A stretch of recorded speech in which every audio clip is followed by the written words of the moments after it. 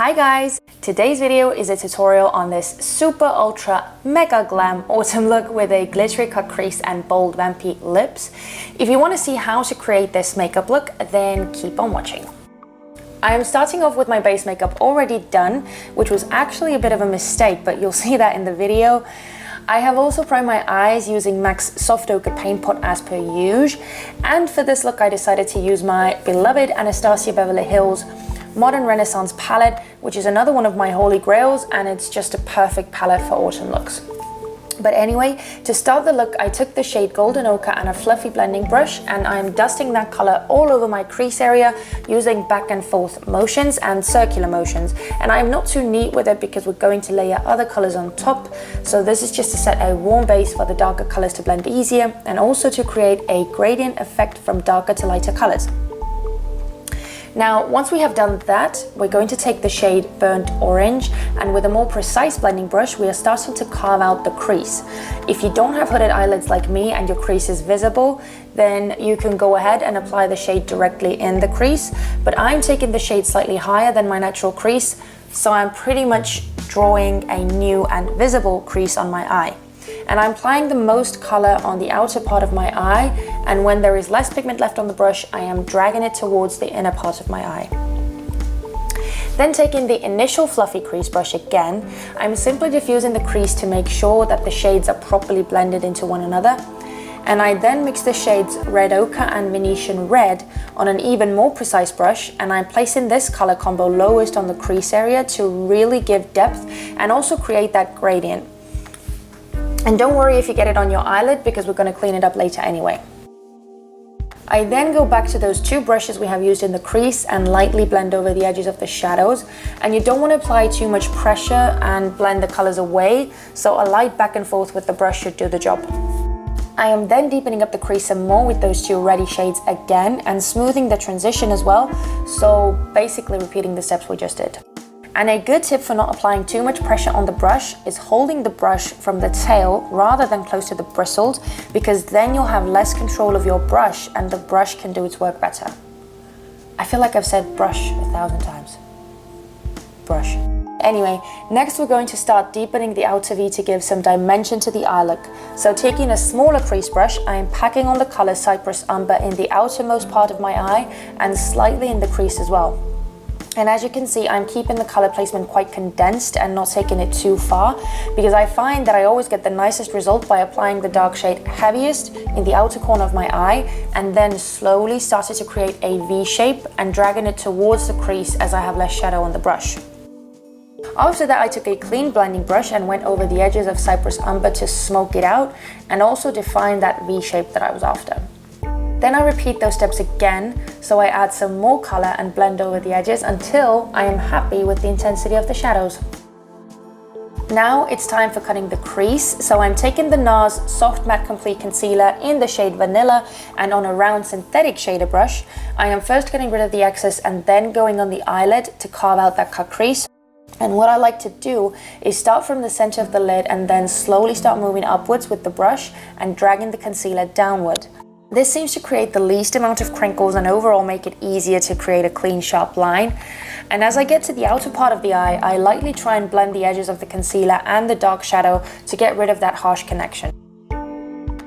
I then used the shade Primavera with my finger and again laid the color down in the center of the lid and near the lash line first, and then took a shader brush with a bit of that eyeshadow and carefully followed the edge of the concealer to get that crisp line. This next step is not actually a necessary one, but I feel that it makes the cut crease stand out even more and the overall look cleaner. So taking Red Ochre with a very precise flat shader brush, I went over the edge of the cut crease to make that red color super defined. After that, I quickly blended over the edges once again and went back in the outer V to mush the golden lid and the dark brown outer V together. And of course, taking that clean blending brush and going over the edges one more time. So this is how the eyes looked without the added glitter, and you can absolutely leave it like that or glam it up with some winged liner and call it a day. But I took it a step further, and here's actually where the mess started. So I first used the NYX glitter primer, and with the same brush we used for concealer, I applied the primer on my lid, but this was my first time using it and I clearly applied too little. I took the LA Splash crystallized glitter in Long Island and put that on the primer, but since I applied too little of that primer, as you can see, most of the glitter fell on my face. So this pretty much ruined the base and I had to clean up and do it all over, but you know, oh well. Anyway, I put some more of that primer and just packed on the glitter until the whole area was finally covered. And then I repeated the process on the other eye, only this time I was adding enough glitter primer. And voila. So this is how we are looking at the moment. I finished up the rest of my face makeup off camera because honestly it was just such a mess with the glitter on my cheeks and all that kind of stuff. It was really such a mess. I don't know how I feel about the glitter. I think I might have made a mistake. I'm not loving it too much at the moment. I mean, I don't have any lashes on and that makes a huge difference as well, but I kind of wish that I hadn't put the glitter on top, that I would have just left it as it was with the Modern Renaissance palette and just the golden shade on its own, and I think it would have been so beautiful. So please feel free to skip the glitter if you kind of feel the way that I do, that it maybe is just the slightest bit too much. But I mean, of course, if you're digging this, because this is like seriously full glam. I mean, if you added a winged liner on top, it would be like... So yeah, this has gotten way out of hand. Let me just tell you, honestly, this tutorial was not meant to go like this. I'm quickly going to show you what I used on the rest of my face, just in case anyone is interested. I am still playing around with the Wet n Wild Photofocus foundation. I really like it so far. I am in the shade Golden Beige. And well, honestly, I'm not in that shade actually. It's a bit too dark for me. And that is the reason I mixed in a bit of the Catrice Prime and Fine Makeup Transformer drops, and these are the lightening ones. They also have darkening ones. I mean, I'm still slightly too dark for the rest of my body, but it certainly made a difference. And as a concealer, I used the Tarte Shape Tape. No surprises there. I'm in the shade like neutral. On my face, I was actually trying out a few more new products. I tried the Catrice Color Neutralizer Mattifying Powder, and I used that underneath my eyes. As far as I can tell, it's stunning. I really like it. And for the highlighter, I used the Essence Strobing Highlighter, and this is in the shade Let It Glow. As far as I can tell, this gives a very natural kind of glow, which I kind of like, but we'll see. I think with all the glitz and the glam that is on my eyes at the moment, and let's be honest, on half of the rest of my face as well, I think subtle is good. For all the bronzing and contouring and that kind of stuff, I used the NYX Contour and Highlighting Palette. Another regret, this video is just full of mistakes. It's kind of a fail. I'm used to using the shades 6 and 7 and mixing those two together. This is what I normally do, but I haven't used this in a while, and I guess I've just kind of forgotten how to use it because I'm just way too dark for these two shades right now, so they just look too ashy on me, and I'm not digging the look at all. So again, wish I would not have used that, but I did try and, you know, make the best of a bad situation, and I used my favorite at the moment, which is the Butter Bronzer in the shade Bronzer, and also the Givenchy Healthy Glow Powder in the shade number 2.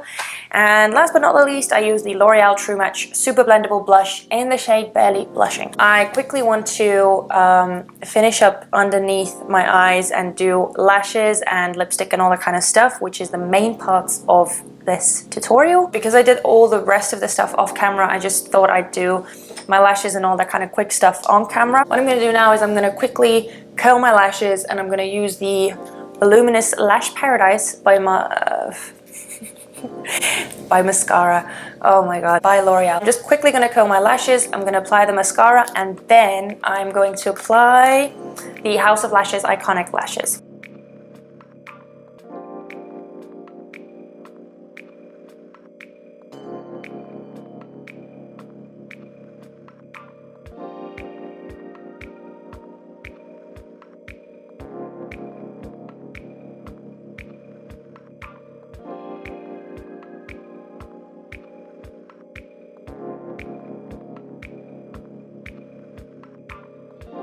Okie dokie, so we have our lashes on, and I also tight lined. And for that I used what I always use, and it is the Waterproof Cream Color in the shade Jet by Anastasia Beverly Hills. That's that. So this is how we're looking at the moment. It looks a lot better, a whole lot better with lashes on. but I still think you could easily skip the glitter. I don't know, at least that's how I feel. I'm actually really interested if anyone is bothered to answer me and let me know in the comments down below. Please let me know. Do you think that it's better with the glitter or without the glitter? Would it have looked better if I had just kept the golden shade on the lid and that's all? Or do you think that this gives it just something a bit more extra? Let me know. Anyway, so we're going to finish up the lower lash line now. I'm going to start off with the shade Burnt Orange, and I'm just going to dust it all around, not around, but just everywhere on my lower lash line. I am just using the fluffier end of the Urban Decay Naked dual-ended brush that came with the Naked 1 palette. Oh my god, I can see the glitter everywhere on my face. Even though I did my foundation and everything from scratch because I had so much glitter everywhere. Next up, I am taking the shade Red Ochre and I am doing pretty much exactly the same thing that I just did. I'm focusing that more so near the waterline, specifically in my lash line. I'm just quickly going to take the blending brush. Without any extra product, I'm just buffing out the edges. And now I'm taking the other side of the Urban Decay brush. It's very good for doing a sharp, clean line, which is exactly what I need with the darkest shade. And all I'm doing is I am smudging it literally on the outermost part of my eye. I want to keep with the golden theme that we have going on. And for that, I am taking the Wet n Wild Kohl Crayon. It's a Wet n Wild eye pencil, and this is in the shade Prose and Bronze. I like the name. And isn't this just the longest eye pencil that you have ever seen? I mean, just compare. The top one is Catrice. Insane. And it is so good, and it's so creamy, and it was so affordable that I don't even know what to say. And I'm just gonna put that in my waterline. Just gives something to the eyes. Like, I like the nice contrast, but it's not too light and it's not too dark either. I think it's just perfect. I'm gonna take just a fluffy, dense brush, and I'm gonna take the shade Tempera, and I'm going to very lightly put that underneath my brow, just on the highest point. And for the inner corner highlight, I am taking the same shade that we used on the lid, which is Primavera, and I'm just going to take it on a shader brush. I'm going to put that in the inner corner and also run it slightly down to meet the other colors on the lower lash line. I think eyeshadow-wise, we are done, believe it or not. And this just leaves the lower lash line, and I'm using the MAC False Lashes Extreme Black Mascara. Nothing new there. Last but not the least, it's just the lips, and I'm taking the Stila Stay All Day liquid lipstick in the shade Rico, and it is just the most beautiful brownie burgundy kind of deep red. Stunning.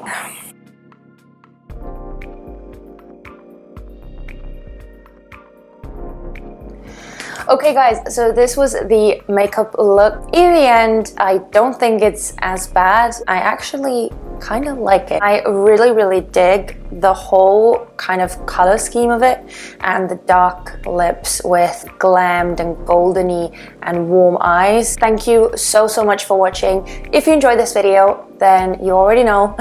Please don't forget to give it a thumbs up and also subscribe to my channel. And other than that, I will see you in my next video. Bye!